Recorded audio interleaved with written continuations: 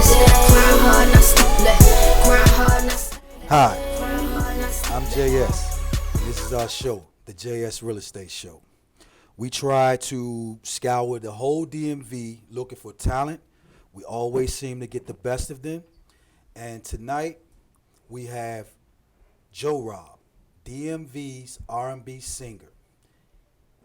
Hi, Jorob. Welcome to the JS. What's going on, man? Thanks for having me. Right. Yes, sir. Man, you know, we chopped it up before. We actually, about a month ago, maybe? Yeah, just about. Yeah, we was at the Listen Vision studio in Washington, D.C., and we had a great talk, sit down, man, and I appreciate your time because I know you're busy, and I also appreciate you coming on this show. Jorob, there's a lot of R&B artists out there, man, and I've noticed you, I think it was about 6 years ago. That's when I noticed you, and we linked up through social media, and you send me your work. Sometimes I go through YouTube or what have you, and I see your work, and man, you have a nice sound. Tell us, how did you start? Because the average artist, every one of them have their own unique beginning. As an R&B artist, and let me tell you, you are the first R&B artist. As an R&B artist, how does it begin for them? Well, for you, your journey. Well, for me, man, you know, I grew up in a single mother household. Okay. You know, I had siblings. You know, I had to deal with my father being murdered at a very young age. So, you know, having to do that, I kind of had to grow up quicker than most kids could. You know what I mean? So, you know, I was full of anger.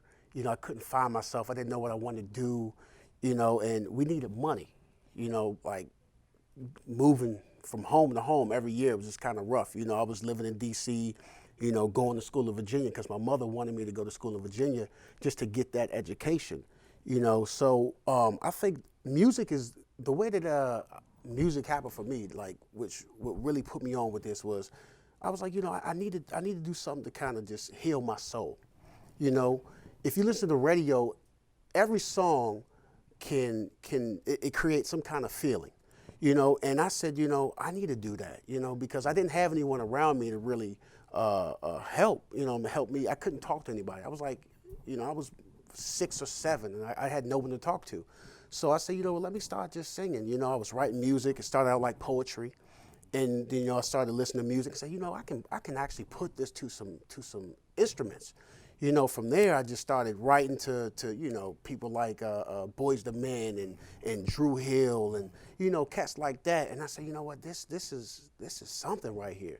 You know, I felt better. You know, I began to express myself better. You know what I mean? And I expressed myself through my music, and people started really, you know, being in tune to what I was saying and what I was doing. So that's kind of how I really took this music and started this music thing. It's just through just these unfortunate life experiences, the things I had to endure, you know, and from there I just kind of ran with it. Wow, man, that's deep, you know. To come from such a shattered background, but to put the pieces together and find your purpose, that's deep, man. Speaking on the poetry that you said you started with, what type of poetry was it, and how did you formulate it to words that makes music? Well, you know, the poetry that I wrote at first was real angry. You know, I was really angry. You know, I had the death in my family. You know, I couldn't be a kid. I couldn't do the things that normal kids did.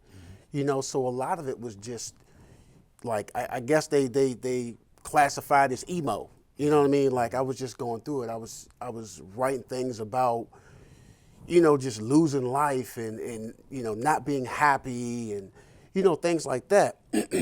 But as I started writing more and kind of just understanding what I was going through, things kind of became more of like a love thing because I got over the, you know, being angry.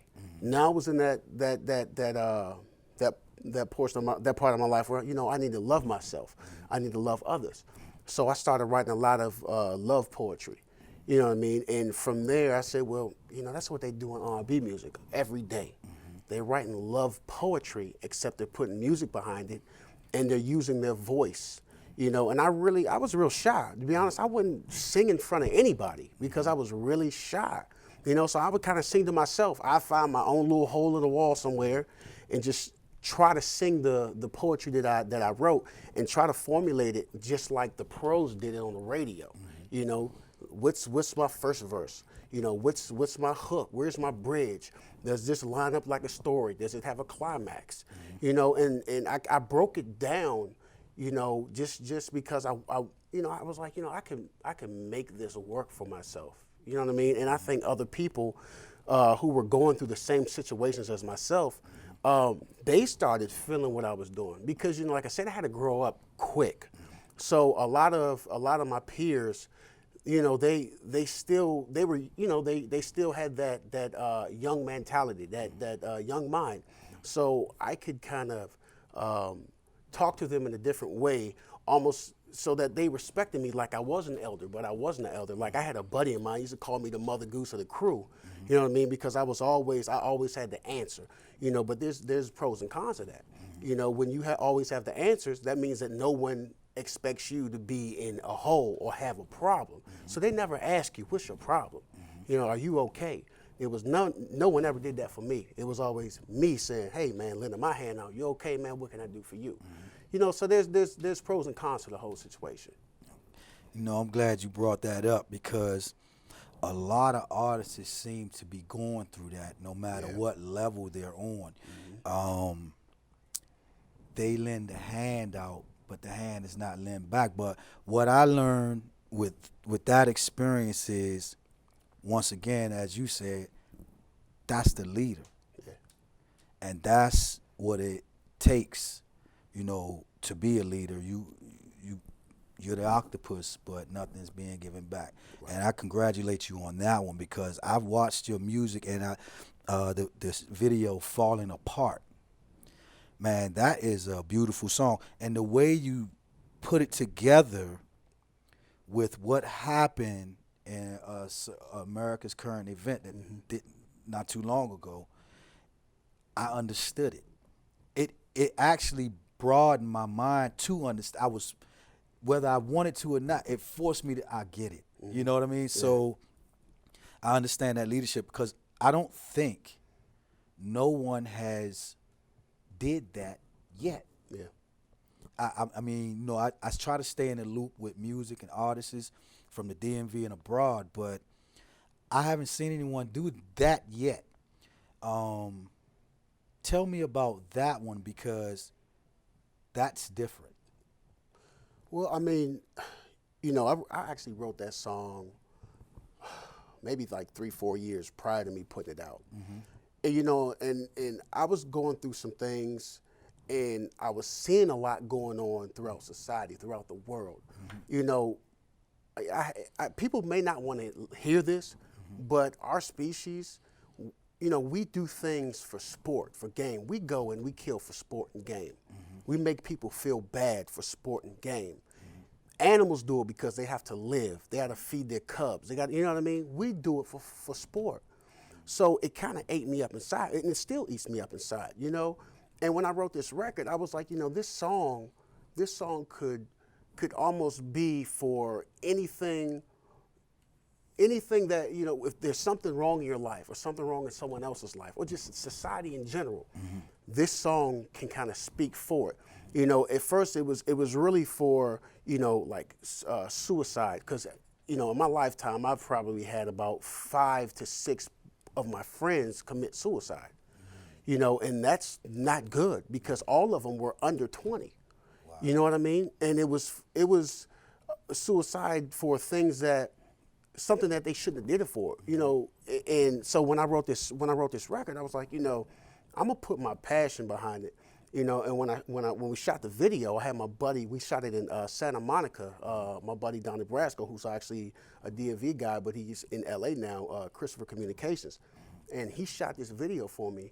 And we sat down. We did a collaboration, like, you know, just thinking, man, what can we do to make people feel this record, not just see it. You know, you know, see it, that's nothing. But feel the record. You know, feel what's going on. So we try to, you know, compile all of these things that have been going on with, you know, police brutality, war, you know, just all these terrible things that are going on right now in our world, and put this song behind it, you know, and try to let people see what's going on, you know what I mean, with music. Because remember earlier I said this music moves people. That's what I want to do. So I put this movement behind the movement. That's how this video came together. That was wonderful, man. Because when I first looked at it, I was just like, it was from a snap. I said, I get it. Right then, I get it. You mentioned Boys to Men, New Edition, and things like that.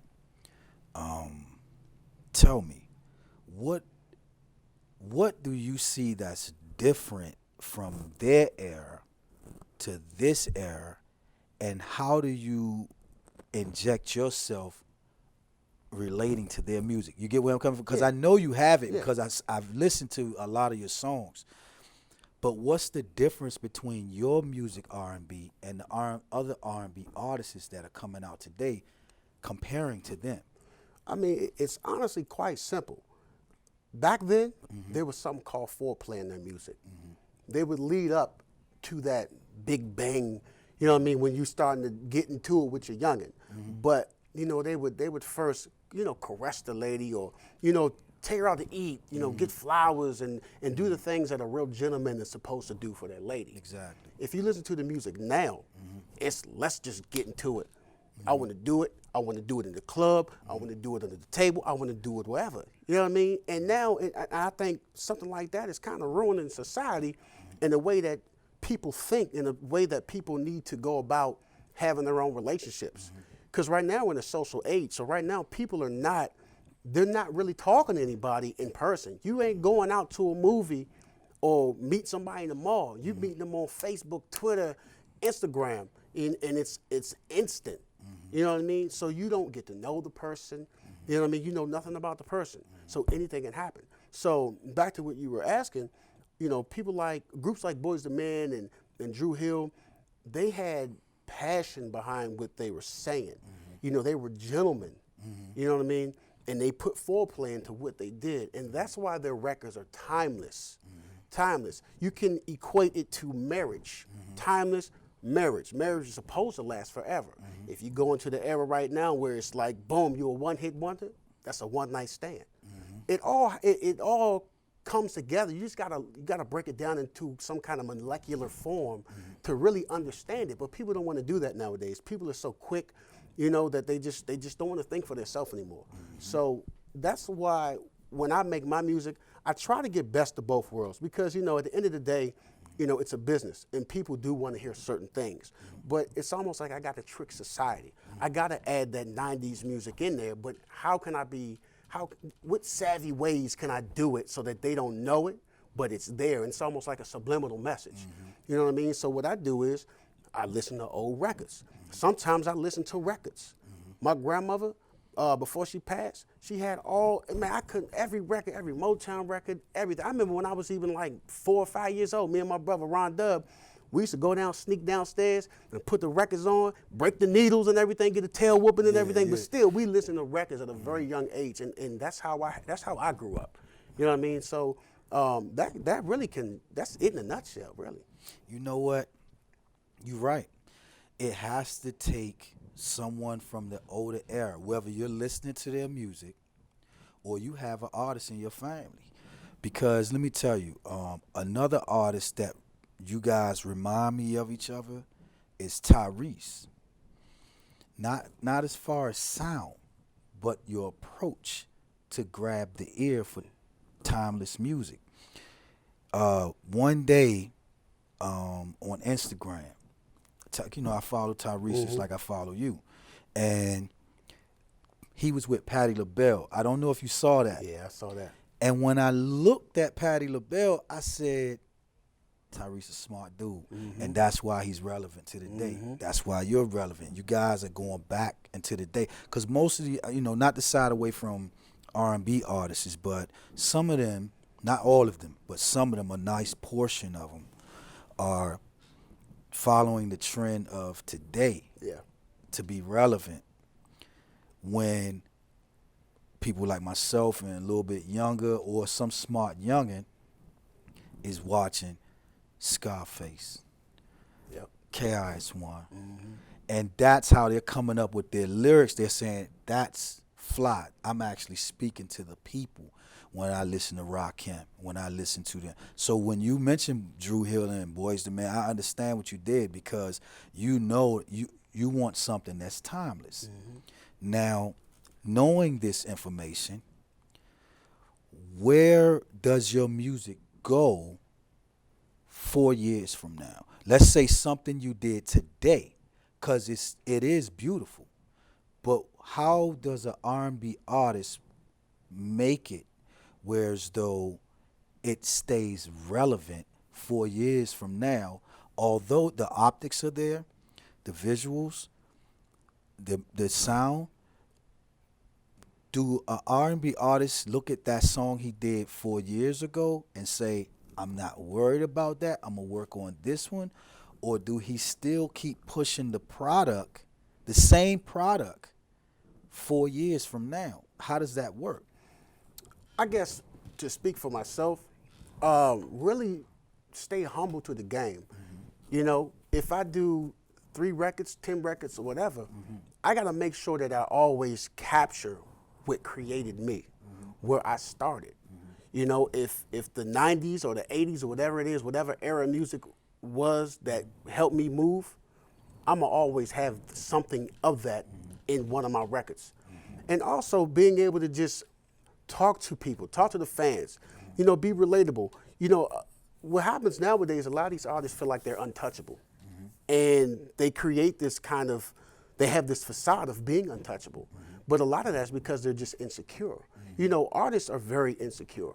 You know, that's why a lot of them go and shut themselves down and go in a hole, because they've built this wall to make it seem like, you know, they're bigger than anything, which you can be bigger than anything. But the thing is, if you can still be humble, where a person, an actual fan can say, you know what, I met this dude, man, and it was almost like we knew each other for years.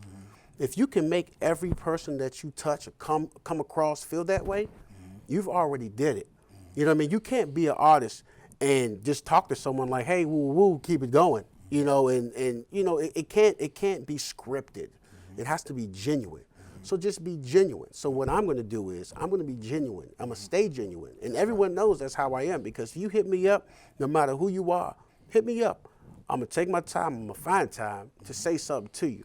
You know what I mean? I'm going to make sure that you feel that I touch you in one way or another. You know, you got some kind of response.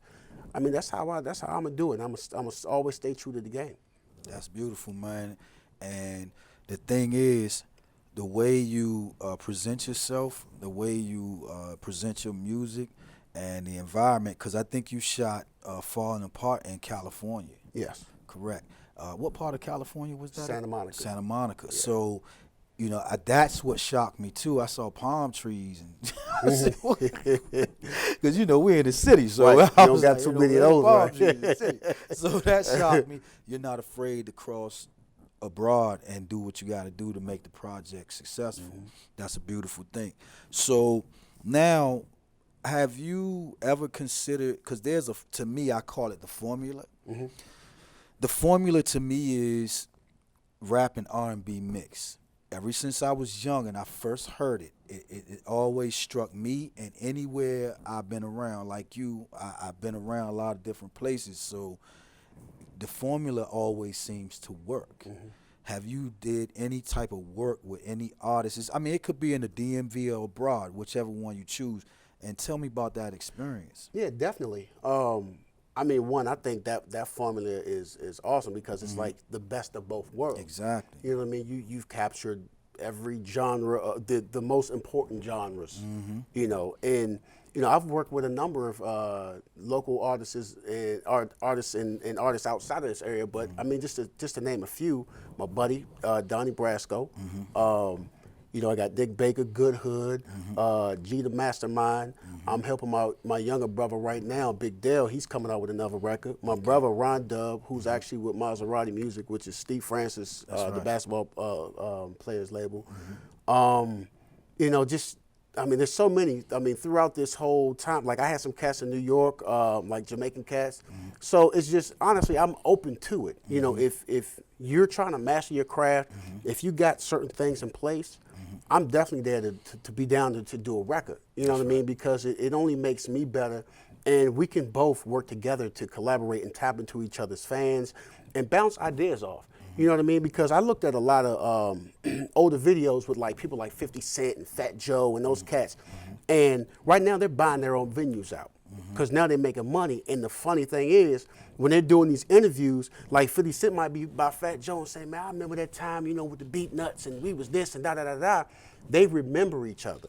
You know what I mean? So it's like, you know, just imagine you get to the top of your game and one of your partners is at the same thing. He's doing the same thing. It's like, yo, we made it. You know what I mean? So that's why I'm open to collaborate with folks, because this isn't just about me. Ultimately, it's not about me. It's about everyone else.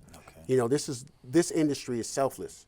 You know what I mean? You do this music for other people. It's not for you. I mean, if you're gonna make a record and sit at home and listen to yourself, you might as well just not do it, because you're not helping anyone. And that's kind of my whole thing. I want to help people. You know, and I know that with some kind of fame or just being able to be in front of a lot of people, get the masses of people, I can do something to help others, say things that will help move people. Just like the president. You know, the president, honestly, he would not have been able to do the things that he's done already if he wasn't in the position that he is. You know, because he had a ton of walls he had to break down, a bunch of tape he had to break through, you know, and once he broke through it, it enabled him to say some things and do some things that would help the world, the nation, for the better. But if you look at it, it's still harder for him. You know, he still has those things he got to leap over. You know, but at this time, he's done a lot, and that's where I want to be. I want to get in a position where I can build schools. You know, I can help a certain demographic prosper or do things that their family has never done before, like go to college. You know, just like Barack Obama, I believe he has a school in Chicago where all the kids went to college. You know, like I want to do things like that. You know, so. Well, you know, and you will, no doubt. We all need accumulative knowledge to get to where we need to go. Well, Jorob, man, listen. Once again, man, you know, from D.C. to Maryland, Maryland to who knows where, right? It's in our destiny, it's in our path, and I believe in your music. I want to see more music. I want to see more videos, man, and I appreciate you being on this show, man. You are going to perform for us, right? Yes, sir. Man, yes, I sir. appreciate that, man. Is anybody you want to shout out real quick? So, because we about to. I want to shout out Luke the Composer, Big Dale, G the Mastermind, Chuck the Arsonist, Ron Dub, the whole DMV family. You know, and my folks in L.A., like my man Donnie Brasco, L.A. all day. You know, so I mean, yeah, that's. You know, if I forgot somebody, trust me, I got plenty of these that I'm gonna do, so I'll make sure I get everybody. Okay, and I appreciate you being here. Shout out G the Mastermind. Shout out my man Jorob. Keep it going, man. We're gonna see you in a minute. You're gonna sing it up for us, man. Yes, sir. Show them what you do. Indeed. And I'm JS Real Estate. Thank you for watching. We gon' do this my way. We gon' do it my way. Come with it, come with it. We swerving out on that highway.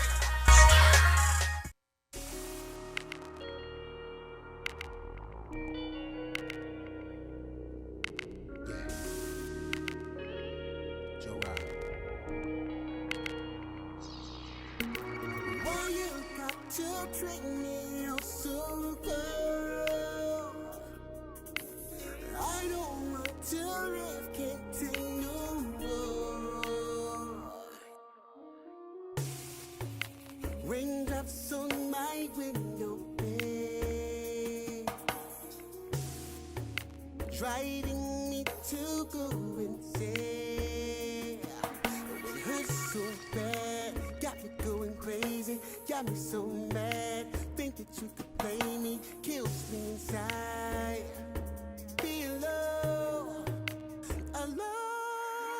Tell me what's the meaning of what's the real meaning of love? Tell me what's the meaning of what's the real meaning of love? 'Cause I can't find the meaning of what's the real meaning of love? Tell me what's the meaning of what's the real meaning of love? Only you could be so cold. A woman scorned can heal her heart. No. Oh. I can't go on living the life. No. If only you could see it. Tell me what's the meaning of what's the real meaning of love? Tell me what's the meaning of what's the real meaning of love? I can't find the meaning of what's the real meaning of love? Tell me what's the meaning of what's the real meaning of love? Give me a reason to love, but I won't stop believing. I just have to ask myself, was it really meant to be? Should I give it all to you? Tell me what's the meaning of what's the real meaning of love? Tell me what's the meaning of what's the real meaning of love? 'Cause I can't find the meaning of what's the real meaning of love? Tell me what's the meaning of what's the real meaning of love? What's the meaning of what's the real meaning of love? What's the real meaning of love?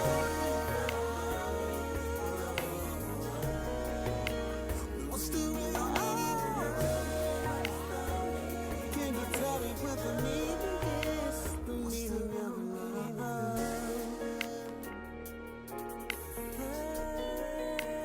What's the real meaning of love? What's the real meaning of love? What's the real meaning of love?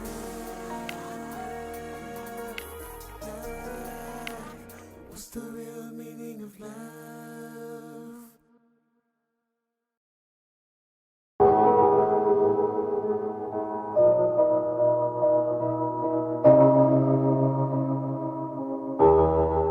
Falling apart,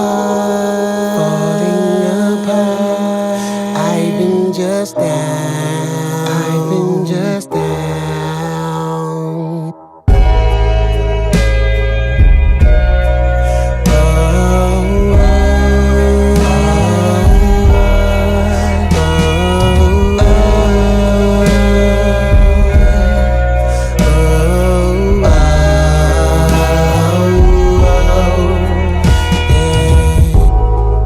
Rainy days wash away all of my tears, all of my pain. Mother Nature, won't you come and play? Tornado round, toss me away. Every brighter day seems to run away behind the clouds. So I fly away, fly so far away I can be found. Lately I've been just down, falling apart. I've been just